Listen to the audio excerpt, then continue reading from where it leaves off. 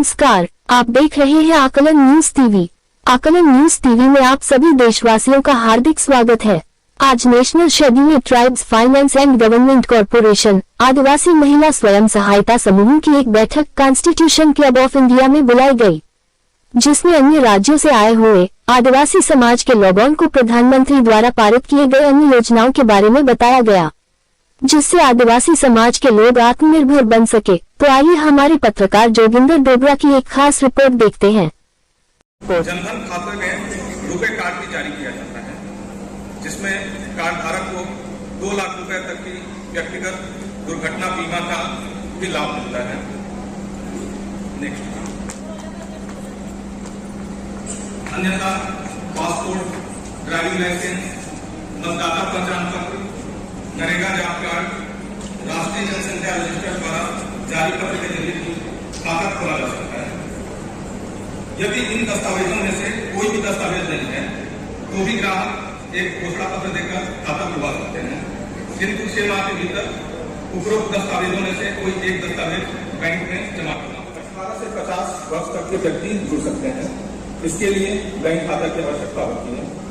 अगर किसी के पास खाता नहीं है तो वो नया खाता भी खोलकर योजना से जुड़ सकता है। इस योजना के तहत बीमाकृत व्यक्ति का किसी भी कारण मृत्यु होने पर उसके नॉमिनी को 2 लाख रुपए बीमा की राशि मिलती है। यह 436 रुपए वार्षिक प्रीमियम राशि पर उपलब्ध है, जो 1 जून से 31 मई तक 1 वर्ष की अवधि के लिए है। इसमें ऑटो डेबिट के माध्यम से मई माह में प्रति वर्ष नवीनीकरण होता है। सामाजिक सुरक्षा योजना के तहत दूसरी महत्वपूर्ण योजना प्रधानमंत्री सुरक्षा बीमा योजना है। यह बीमा 20 रुपए के वार्षिक प्रीमियम पर उपलब्ध है। इसमें दुर्घटना से मृत्यु अथवा पूर्ण विकलांगता के लिए अटल पेंशन योजना से जुड़ता है तो उसे 1000 रुपए प्रतिमाह की पेंशन प्राप्त करने के लिए 42 रुपए प्रतिमाह देना होता है 60 वर्ष की आयु तक। इसी प्रकार 2000 रुपए के पेंशन के लिए 84 रुपए, 3000 के लिए 126 रुपए, 4000 के लिए 168 रुपए और 5000 रुपए पेंशन प्रतिमाह पाने के लिए प्रतिमाह 210 रुपए का अंशदान देना होता है। इस योजना में अंशदाता की मृत्यु होने पर अंशदाता के पति अथवा पत्नी चाहे तो इस योजना के अंतर्गत पेंशन के लाभ को जारी रख सकते हैं या चाहे तो कुल कार्पस राशि को वापस भी ले सकते हैं। यदि पति पत्नी दोनों की मृत्यु हो जाती है तो नॉमिनी को अगर उसने 1000 पेंशन स्कीम को चुना है तो उसे पति पत्नी दोनों की मृत्यु होने के बाद नॉमिनी को 1,70,000 रुपए मिलते हैं। 2000 पेंशन योजना में 3,40,000 रुपए मिलते हैं।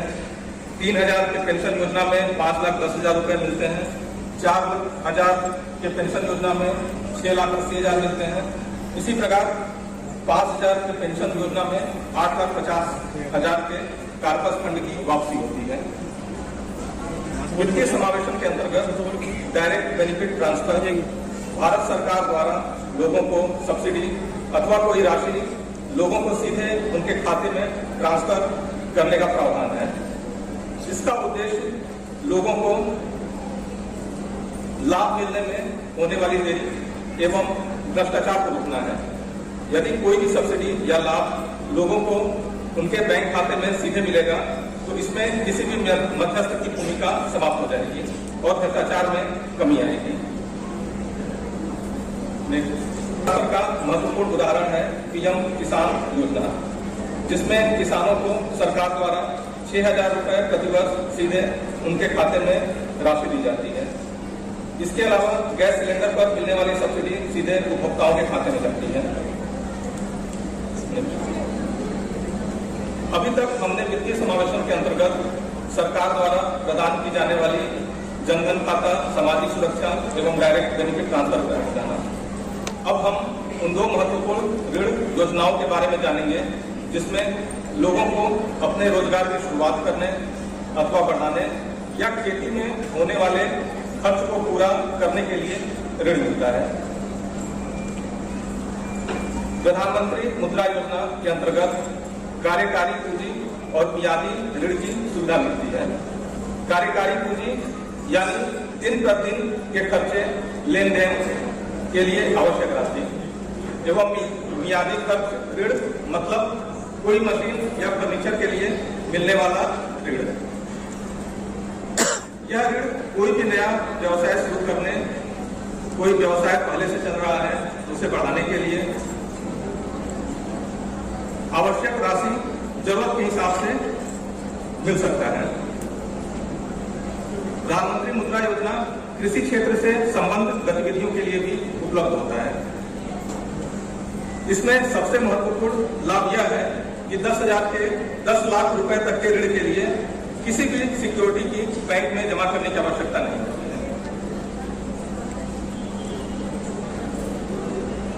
भारत सरकार ने किसानों को उनके खेती के व्यय खर्चों को पूरा करने के लिए समय पर और पर्याप्त ऋण प्रदान करने के लिए किसान क्रेडिट कार्ड की योजना को लाया गया है।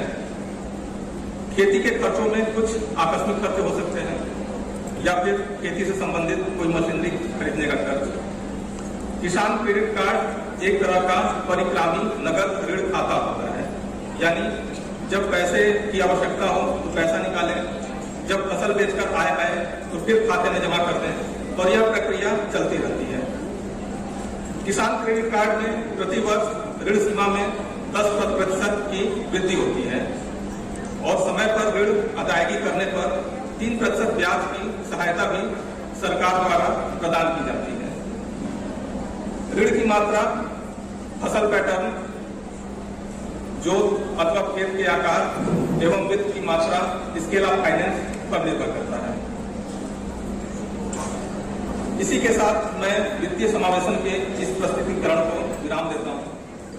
जनजातीय कार्य मंत्रालय मेरे साथ जुड़े हुए मेरे कलीग सहउद्यमी ऑफिसर्स, हमारे यहाँ NSTFDC से, EMRS से, SBI से, NHA से, कई एजेंसी से आए हुए अक्सर जो है हम देखते हैं कि बहुत आगे बढ़ते हुए बच्चे के लिए, नौकरी करने वाले के लिए, काम करने वाले के लिए, हर एक को जो है स्वास्थ्य अगर अच्छा नहीं है, कुपोषण है, तो उस तरह का एक उत्साहपूर्ण जिंदगी जी नहीं पाती है। तो उसके लिए जो है मैं इस मंच के माध्यम से सबसे ये आग्रह करना चाहूंगी कि हम सब लोग, हम हैं जो महिलाएं को पोषण के बारे में बहुत ज्यादा जो है अपने बच्चों का, अपने बच्चों का सबका जो है हम ख्याल रखने वाले हैं और इस ख्याल करते करते हम कुछ चीजों पर ध्यान दें, ये मेरा आग्रह है। क्या ध्यान दें? हमारा बच्चा जो है उसका वेट उसके हाइट के हिसाब से, उसका वजन उसकी ऊंचाई के हिसाब से है या नहीं, उसका वजन और ऊंचाई क्या उसकी उम्र के लिए जिस तरह होना है वो है या नहीं।